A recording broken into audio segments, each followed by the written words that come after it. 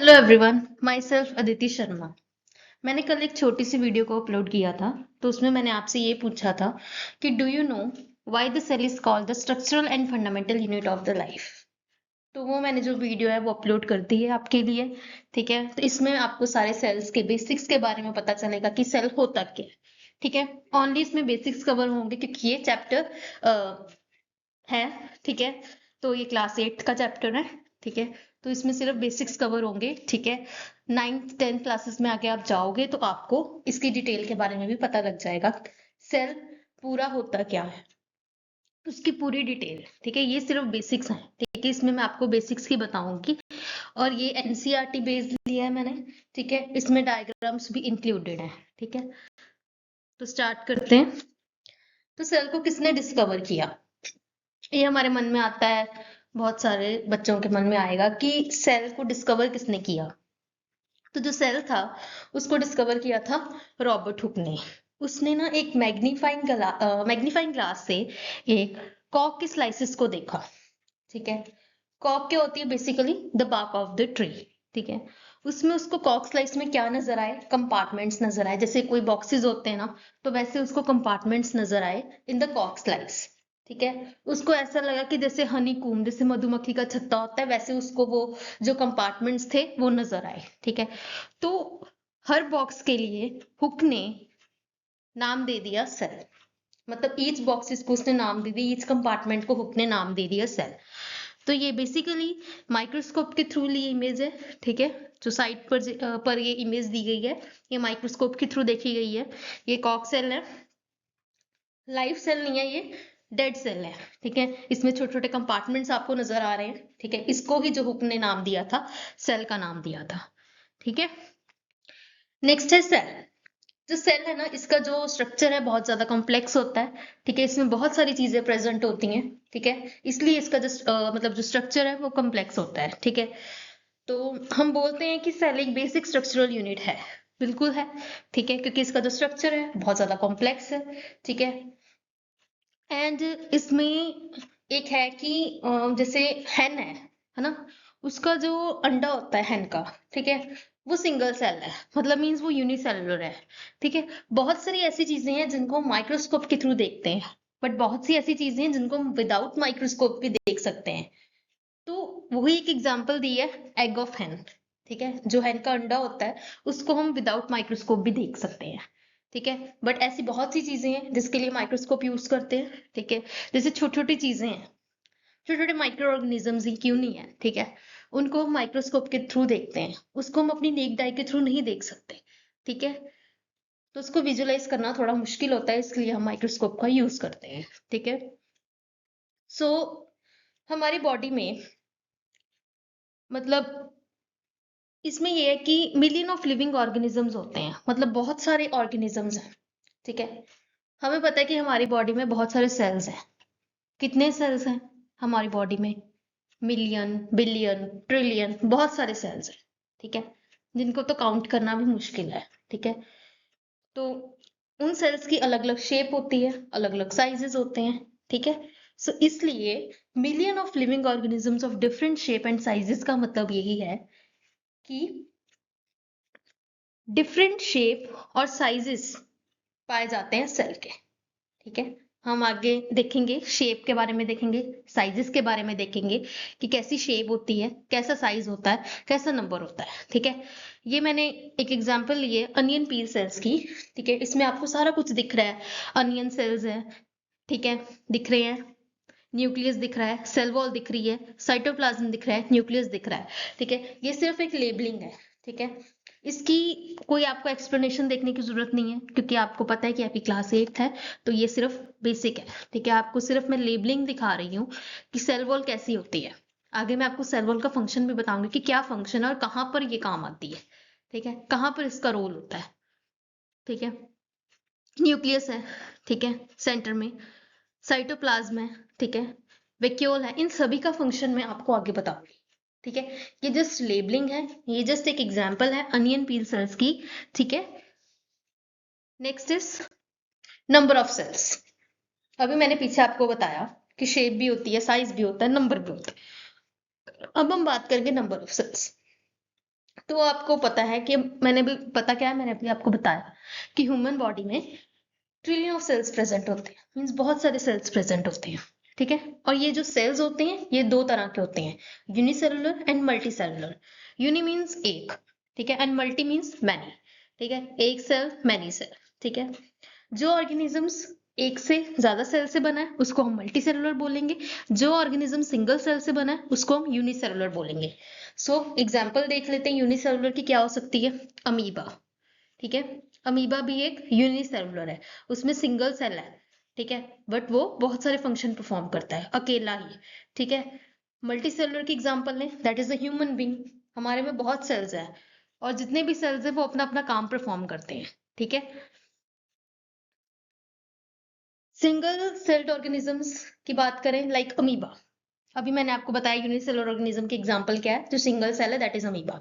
Amoeba क्या करता है, अब जो फूड है आएगा उसको कैप्चर करेगा और फूड को डाइजेस्ट करेगा, ये सिंपली काम होता है। और जो अमीबा की शेप होती है that is the irregular shape, ठीक है।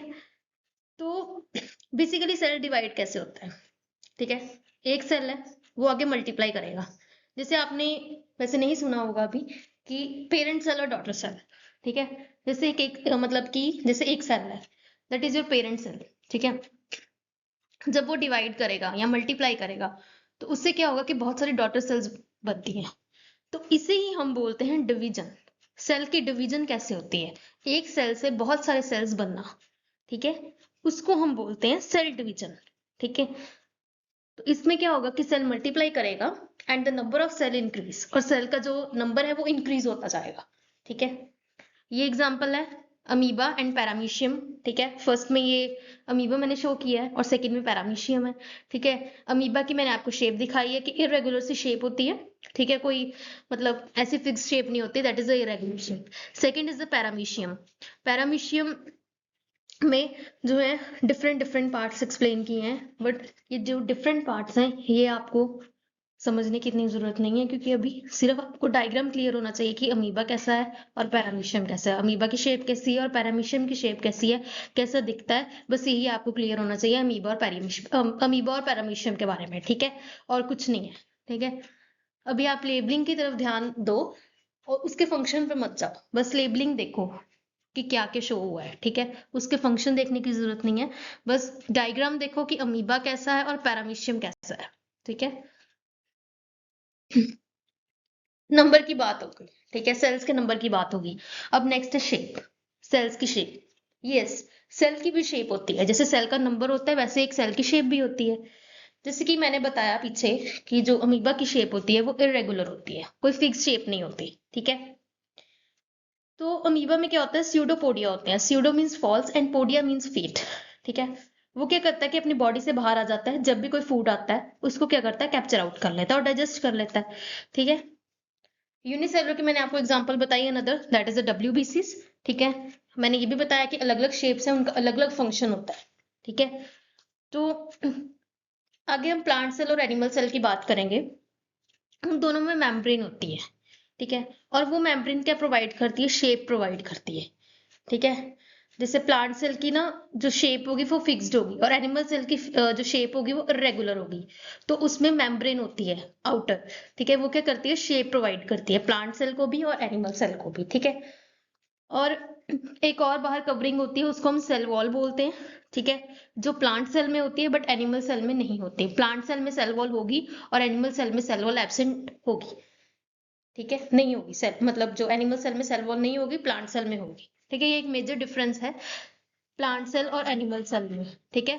प्लांट सेल और एनिमल सेल में ये एक मेजर डिफरेंस है कि प्लांट सेल में सेल वॉल होती है और एनिमल सेल में सेल वॉल नहीं होती, ठीक है। और जो सेल वॉल होती है वो बेसिकली क्या प्रोवाइड करती है, शेप प्रोवाइड करती है एंड रिजिडिटी प्रोवाइड करती है सेल को। ये जो डायग्राम है ये है मसल सेल, आरबीसीज और नर्व सेल का दिखाया है कि इसकी जो शेप है वो अलग अलग है और इनका काम भी अलग अलग है, ठीक है।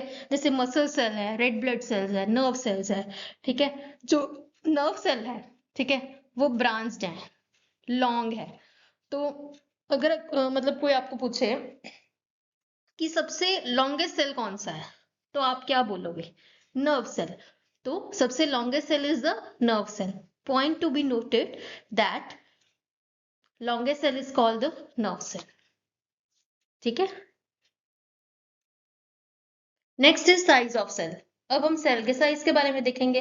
मैंने आपको बोला कि बहुत सारे सेल्स होते हैं जो माइक्रोस्कोपिक होते हैं. एक और पॉइंट नोट करने वाला, सबसे बड़ा सेल कौन सा होता है? Egg of an ostrich. Ostrich का अंडा इज द लार्जेस्ट सेल. सबसे लॉन्गेस्ट सेल कौन सा था? Nerve cell. और सबसे लार्जेस्ट सेल कौन सा है? Egg of an ostrich. ठीक है. जो सेल का साइज है वो उसके फंक्शन के साथ रिलेट करता है. ठीक है. Nerve cells are long and branched. ये मैंने पीछे आपको बताया डायग्राम के थ्रू कि कैसे लॉन्ग है और कैसी ब्रांचिंग है. ठीक है. नेक्स्ट एक फ्लो चार्ट दिया है. ठीक है. कि सेल से क्या बनता है, टिश्यू से क्या बनता है. ठीक है. सेल, टिश्यू, ऑर्गन और ऑर्गन सिस्टम, ये एक फ्लो चार्ट दिखाया है. ठीक है. सेल्स का ग्रुप मिलके टिश्यू बनाता है.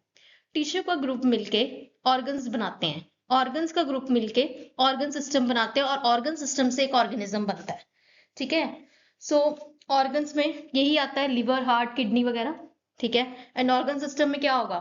डाइजेस्टिव सिस्टम, रेस्पिरेटरी सिस्टम, ठीक है, एक्सक्रीटरी सिस्टम, ये सब होता है. ठीक है. ये एक फ्लो चार्ट है कि कैसे सेल बना. सेल से टिश्यू, टिश्यू से ऑर्गन, ऑर्गन से ऑर्गन सिस्टम, ऑर्गन सिस्टम से ऑर्गेनिज्म. ठीक है. इसमें प्लांट की एग्जांपल लिया कि प्लांट में भी डिफरेंट डिफरेंट ऑर्गन्स होते हैं, वो अपना अपना फंक्शन परफॉर्म करते हैं. रूट्स होती है, स्टेम होती है, ठीक है, ब्रांचेस होती हैं. ठीक है. सो रूट्स का मेन काम क्या होता है? पानी और मिनरल्स को अब्सॉर्ब करना. ठीक है.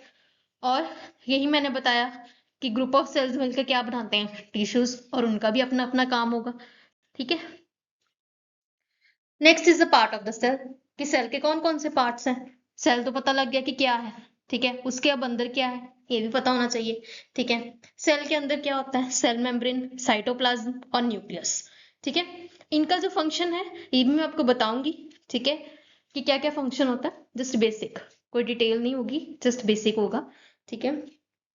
तो ये सारे पार्ट्स हैं. तो सेल मेम्ब्रेन का अनदर नेम कौन सा है? Plasma membrane. ठीक है. सेल मेम्ब्रेन को हम प्लाज्मा मेम्ब्रेन भी बोलते हैं. ठीक है. तो सेल के सेंटर में क्या होता है? न्यूक्लियस होता है. ठीक है. सेल है, मैं आपको आगे डायग्राम भी दिखाऊंगी कैसा दिखता है सेल. ठीक है. सेल है, सेल के अंदर क्या होता है? न्यूक्लियस. न्यूक्लियस के अंदर क्या होते हैं? क्रोमोसोम्स. तो क्रोमोसोम्स क्या है? थ्रेड लाइक स्ट्रक्चर्स होते हैं. ठीक है. थ्रेड लाइक स्ट्रक्चर्स होते हैं. तो इनका मेन काम होता है कि ये क्या करते हैं? जीन्स को ट्रांसफर करते हैं from the parents to the offsprings. Offspring मतलब चिल्ड्रन, चाइल्ड में. ठीक है. Next is cytoplasm.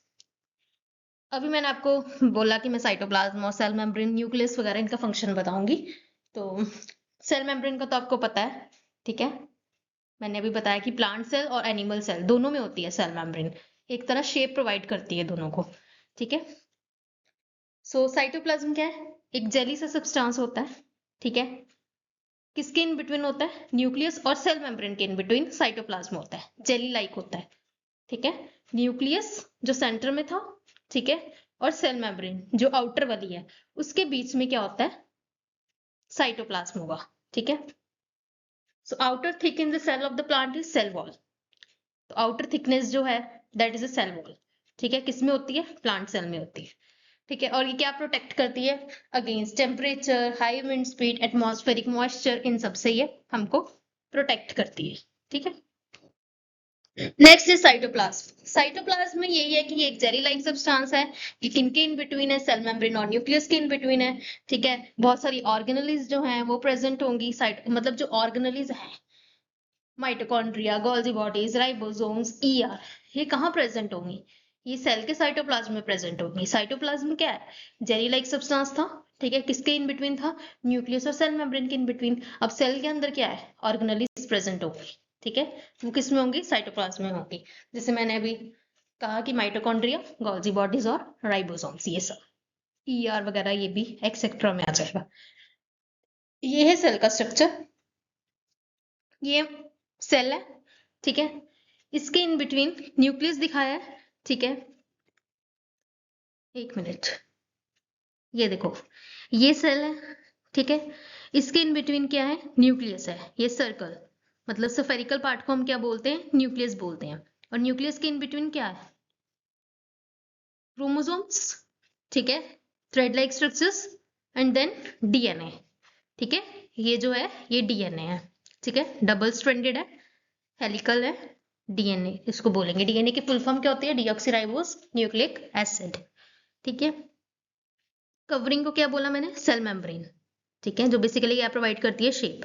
This is the mitochondria, organelle जो सेल में प्रेजेंट होती है in between the cytoplasm. Mitochondria, ये ईआर है। ठीक है, ये ईआर है, ये सेंट्रियोल है। ठीक है, ये पेरोक्सिसोम है, ये साइटोप्लाज्म है, ये जेली लाइक ब्लू ब्लू सारा ये साइटोप्लाज्म है, ये गोल्जी है, और ये वैक्यूल है, ये लाइसोसोम है, ये राइबोसोम है। छोटे छोटे जो सर्कल्स हैं, दीज आर द राइबोसोम्स। सो ये पूरा सेल का स्ट्रक्चर है कि सेल कैसा दिखता है, उसके अंदर क्या क्या होता है। सेल होता तो बहुत मतलब छोटा सा है, उसको हमें माइक्रोस्कोप के थ्रू विजुलाइज करना पड़ता है, बट अगर हम माइक्रोस्कोप के थ्रू देखें उसको तो सेल बहुत बड़ा है। ठीक है, तो ये बड़ा वाला स्ट्रक्चर दिखाया है कि इसके अंदर क्या क्या होता है। ठीक है, कौन कौन से पार्ट्स होते हैं। Next is the nucleus. बता ही चुकी हूँ कि जो न्यूक्लियस है स्फेरिकल है। ठीक है, सेल के सेंटर में होता है। तो न्यूक्लियस को कौन सी चीज कवर करती है? मेम्ब्रेन, जिसको हम बोलते हैं न्यूक्लियर मेम्ब्रेन। ठीक है, इसको भी हम माइक्रोस्कोप के थ्रू ही देखेंगे। न्यूक्लियस है तो छोटा ही है, तो माइक्रोस्कोप के थ्रू ही दिखेगा। तो small spherical in the part of the nucleus called nucleolus होता है। ठीक है, अभी मैंने बताया कि न्यूक्लियस के अंदर थ्रेड लाइक स्ट्रक्चर्स होते हैं, जिसको हम क्रोमोसोम्स बोलते हैं। ठीक है, जो कि करेंगे जीन्स को कैरी करेंगे और ट्रांसफर करेंगे कैरेक्टर्स को from the parents to offspring. इस लाइन का मतलब क्या है? जैसे कि आपके घर में, आपके घर की एग्जांपल लेती हूँ। जैसे आपके फादर है, उनकी हाइट टॉल है, आगे जो उनका बच्चा होगा उनकी भी हाइट टॉल होगी। सो ये क्या है? Transfer of characters from parents to offspring. Offspring child. ठीक है, पेरेंट्स टू ऑफस्प्रिंग, किसका ट्रांसफर हो रहा है? कैरेक्टर्स का ट्रांसफर हो रहा है। ठीक है, ठीक है, तो अगर फादर की हाइट टॉल है तो बच्चे की भी हाइट जो है वो टॉल होगी। ठीक है, वैक्यूल्स, अभी मैंने वैक्यूल का बताना है, प्लांट सेल में बताना है। ठीक है, तो ब्लैंक लुकिंग स्ट्रक्चर होता है, ये भी साइटोप्लाज्म के अंदर होता है, जिसको हम वैक्यूल बोलते हैं। बड़े बड़े वैक्यूल्स जनरली आपको प्लांट सेल में दिखते हैं। ठीक है, एंड लीफ का जो कलर होता है वो ग्रीन क्यों होता है? हमें पता है कि ड्यू टू क्लोरोफिल की वजह से जो मतलब जो लीफ का कलर है वो ग्रीन हो जाता है। ठीक है, तो ग्रीन कलर कहाँ से आया? सोचने वाली बात है कि ग्रीन कलर कहाँ से आया। लीफ का कलर ग्रीन होता है, क्यों होता है? Due to chlorophyll. बट ये ग्रीन कलर कहाँ से आया? क्लोरोफिल कहाँ से आया? ठीक है, chlorophyll comes from chloroplast. So chloroplast is basically plastid. ठीक है, so green colour plastid is called chloroplast. ठीक है, क्लोरोप्लास्ट इज प्लास्टिड। ठीक है, क्लोरोप्लास्ट में क्लोरोप्लास्ट भी किस में होगा? प्लांट सेल में ही होगा। ठीक है, एनिमल सेल में नहीं होता। ठीक है, ये एक डिफरेंस है plant cell versus animal cell. ठीक है, इसमें डायग्राम के थ्रू क्लैरिफिकेशन दी है और कुछ पॉइंट्स के थ्रू क्लैरिफाई किया है कि क्या बेसिकली डिफरेंस है, क्या मेजर डिफरेंस है, क्या कौन सी चीज किससे यूनिक है। ठीक है, प्लांट सेल में सेल वॉल होती है, एनिमल सेल में सेल वॉल नहीं होती, ये एक मेजर डिफरेंस है। प्लांट सेल में सेल मेम्ब्रेन होती है, एनिमल सेल में सेल मेम्ब्रेन नहीं, सॉरी, प्लांट सेल में सेल वॉल होगी, एनिमल सेल में सेल वॉल नहीं होगी। एंड प्लांट सेल में सेल मेम्ब्रेन होती है और एनिमल सेल में भी सेल मेम्ब्रेन होती है। ये एक मेजर डिफरेंस है। ठीक है, कि सेल वॉल किस में होती है, किस में नहीं होती। सेल मेम्ब्रेन दोनों में होती है, ये एक यूनिक फीचर है, प्लांट सेल में भी होती है और एनिमल सेल में भी होती है। ठीक है, and large central vacuole plant cell में होगा, छोटे छोटे वैक्यूल्स होते हैं वो एनिमल सेल में होते हैं, एब्सेंट भी हो सकते हैं और छोटे छोटे होते हैं वो एनिमल सेल में प्रेजेंट होते हैं। क्लोरोप्लास्ट है वो प्लांट सेल में होता है, एनिमल सेल में कोई क्लोरोप्लास्ट नहीं होता। ठीक है, प्लांट सेल में सेंट्रोजोम्स नहीं होते, एनिमल सेल में सेंट्रोजोम और सेंट्रियोल्स होते हैं।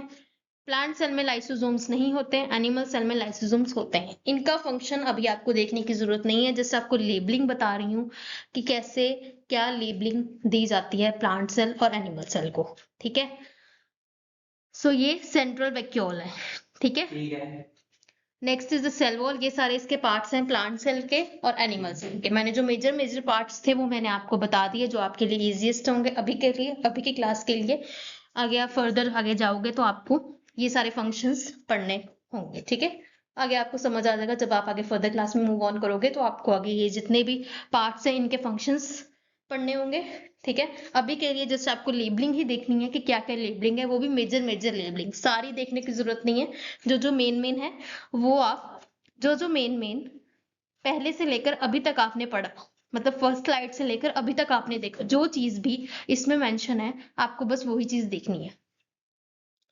कोई चीज जो मैंने नहीं मेंशन की पीछे, वो आपको यहाँ से देखने की जरूरत नहीं है, ठीक है। जस्ट मैंने आपको सेल वॉल के बारे में क्लियर किया, सेल मेम्ब्रेन के बारे में क्लियर किया, साइटोप्लाज्म के बारे में क्लियर किया, न्यूक्लियस के बारे में क्लियर किया, mitochondria, Golgi bodies, ribosomes, vacuoles, इन सब का नाम लिया। बस आपको इनका ही याद करना है, इनके फंक्शंस नहीं याद करने। जो सेल ऑर्गेनेलीज है ना सेल में, जैसे कि माइटोकॉन्ड्रिया, गोल्जी बॉडीज, राइबोसोम्स, इनके फंक्शंस नहीं याद करने, जस्ट आपको इनकी लेबलिंग याद करनी है बस। जो भी चीज मैंने बोली, जैसे mitochondria, Golgi body, ribosomes, vacuoles, nucleus, cytoplasm, जो भी चीज मैंने अभी तक बोली, बस आपको वही चीज याद करनी है, फंक्शन नहीं याद करना। क्योंकि मैंने फंक्शन पढ़ाया भी नहीं है, इसलिए आपको याद भी नहीं करना, क्योंकि इस क्लास में फंक्शन नहीं है। नेक्स्ट क्लास में मूव ऑन करोगे, उसमें आप फंक्शन पढ़ोगे हर ऑर्गेनेली का। इस क्लास में नहीं है, इस क्लास में सिर्फ लेबलिंग बताई है, ठीक है। हाँ, मैंने वैसे सेल वॉल, सेल मेम्ब्रेन, इनका तो फंक्शन बताया ही है, ठीक है। आप इनका थोड़ा बहुत पढ़ सकते हो एक एक लाइन में, बट जो सेल ऑर्गेनेलीज है इनका फंक्शन आपको क्लास 8th में नहीं है। So this is all about, ठीक है। ये जितना भी था ये सेल के बारे में है, जस्ट बेसिक्स, क्योंकि आपकी जो क्लास है वो 8th है, ठीक है। तो थैंक यू ऑल, होप आपको समझ लगा होगा मैंने जो भी पढ़ाया, ठीक है।